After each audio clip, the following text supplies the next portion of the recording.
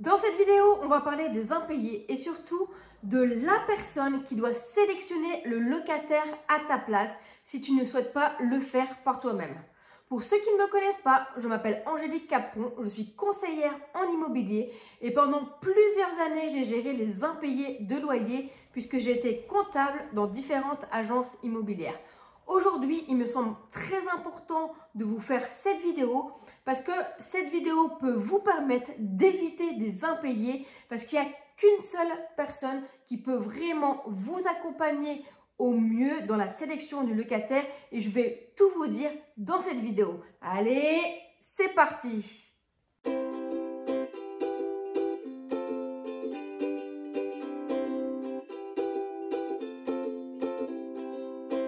Alors déjà pour commencer, j'ai envie de vous parler un petit peu de l'organisation de l'agence si jamais tu n'as jamais mis ton bien dans une agence.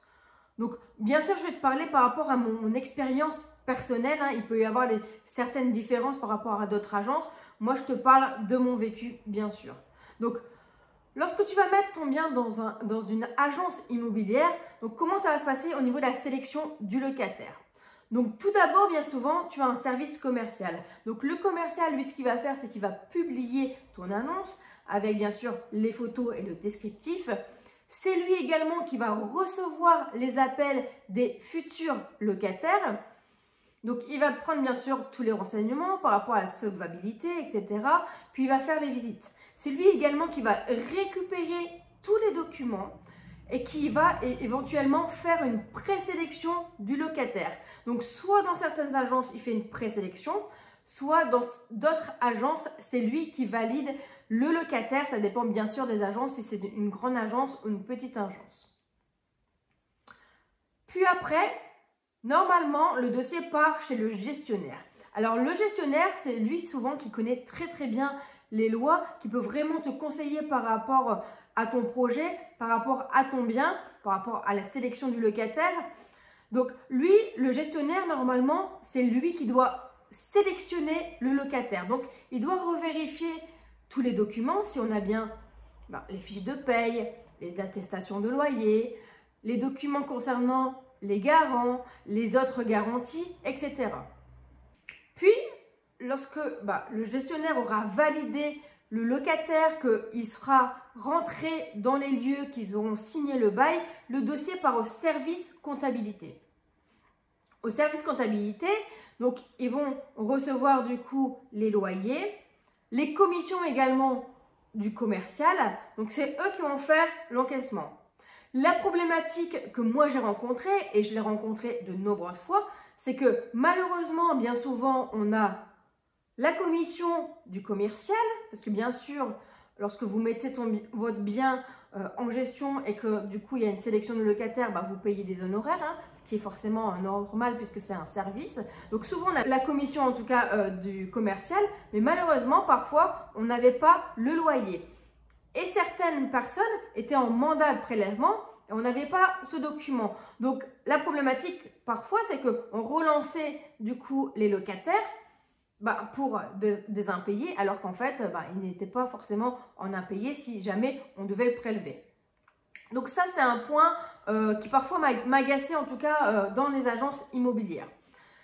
Donc, ce qui m'a permis en tout cas au niveau du service comptabilité, ce qui est intéressant, c'est que du coup, moi, ce qui était intéressant, c'est que j'avais une vision globale par rapport à chaque service. Et ça, j'ai envie de vous dire que ça m'a énormément aidé à comprendre comment cela fonctionnait. Donc pour moi, la seule et unique personne qui doit choisir le locataire à votre place, c'est normalement le gestionnaire. Le gestionnaire, normalement, c'est lui qui connaît le mieux toutes les lois immobilières et qui est vraiment en contact avec le propriétaire. Il doit tout savoir sur l'encadrement des loyers, le permis de louer, les garanties, le visa, l'assurance impayée, etc.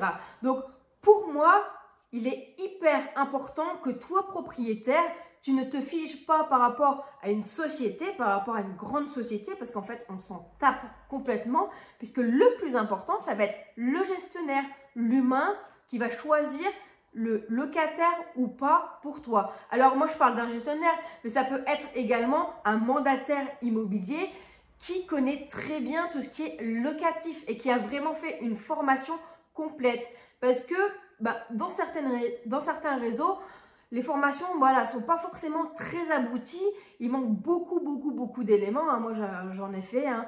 Mais je trouve que voilà, c'est assez incomplet malheureusement. Donc, si jamais tu as un mandataire, par exemple, qui investit également dans l'immobilier, ça c'est super, puisque lui, voilà, il va être beaucoup plus sensible par rapport à la sélection du locataire. Il fera tout, à mon avis, bien sûr, pour avoir un bon locataire. Et ça, c'est hyper important. Donc, pour moi, tu choisis soit le gestionnaire. Si c'est en agence, moi, je t'invite vraiment à rencontrer la personne et il faut que tu lui poses certaines questions. Ou soit tu choisis un mandataire immobilier, ce qui peut être une très bonne solution également. D'accord? Puisque voilà, le mandataire immobilier, il s'est formé également. Et je pense que voilà, il a vraiment envie de faire du bon travail. Donc après, voilà, ça c'est à toi de choisir par rapport à tes préférences. Au niveau du gestionnaire ou du mandataire immobilier, je pense que voilà, ce qui va être important, c'est quand même de poser certaines questions pour vérifier que le gestionnaire connaît vraiment bien le fonctionnement de la sélection du locataire, parce que ça, c'est vraiment primordial. Donc, pour moi, la première question, si voilà, c'est un gestionnaire, déjà, demande-lui combien de locataires il doit gérer. C'est hyper important. Combien de biens il doit gérer. Pourquoi? Parce que s'il y a énormément de biens, forcément, ça va jouer sur la qualité de son travail, puisqu'il ne peut pas tout faire, le gestionnaire. Ça, c'est important. Et dans certaines sociétés, tu le sais, hein, voilà, on est full et malheureusement, ça peut aller très vite et la sélection du locataire, ça peut t'amener des impayés, malheureusement, si c'est bâclé. Deuxième question, c'est tu lui demandes depuis combien de temps il exerce ce métier. Ça, c'est hyper important. Une personne qui est là depuis 1 an aura beaucoup moins de connaissances qu'une personne qui est là depuis 10 ans. Forcément.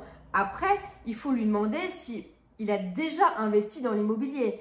Si, par exemple, c'est une personne qui est là depuis 1 an, mais que ça fait 10 ans qu'il a investi, voilà, ça peut être effectivement intéressant puisque tu sais qu'il aime vraiment l'immobilier, c'est sa passion, il a envie vraiment de faire du bon travail.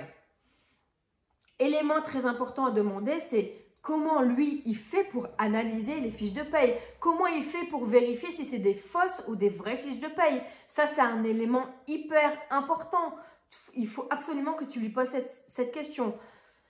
Comment fait-il pour vérifier que le locataire n'a pas un dossier de surendettement? Alors ça, j'ai envie de te dire, ça va être une question qui va tuer les gens. Pourquoi? Parce que je suis persuadée qu'il n'y a vraiment qu'une seule minorité, et j'en suis convaincue, qui sait comment on fait. Moi, je sais, puisque voilà, j'ai cherché, j'ai fait des analyses, je me suis renseignée, mais je suis convaincue que sur 100 personnes, allez, il y a peut-être 5 personnes qui savent concrètement comment on fait. Donc moi, je t'invite vraiment à demander pourquoi. Parce que au niveau de la fiche de paye, c'est impossible de vérifier ces éléments. Donc comment fait-il pour vérifier si le dossier du locataire est viable ou pas? C'est hyper important. Demande-lui également, selon lui, quelle assurance il est plus important de prendre. Soit on prend un garant, et pourquoi? Soit on prend une assurance impayée, et pourquoi? Et surtout, comment ça se passe lorsque voilà, tu as un impayé? Comment eux réagissent? C'est important que tu comprennes comment ça se passe. Parce que si le gestionnaire ne sait pas trop comment on va réagir quand il y a un impayé, ça veut dire qu'il va être peut-être assez long dans la procédure. Donc, il faut que tu sois avec quelqu'un qui sache concrètement comment ça se passe. Ça, c'est primordial parce que s'il sait comment ça se passe, il va aller très vite. Il va relancer assez vite les locataires. Donc ça, bien sûr, avec le service comptabilité. Mais en tout cas, c'est hyper important. Donc, tu l'auras compris, pour moi, le plus important, c'est soit le gestionnaire, soit le mandataire immobilier. Une personne qui sait répondre éventuellement à toutes ces questions, parce que c'est quand même la base de la sélection du locataire. Si tu trouves ces personnes, moi j'ai envie de te dire, c'est génial.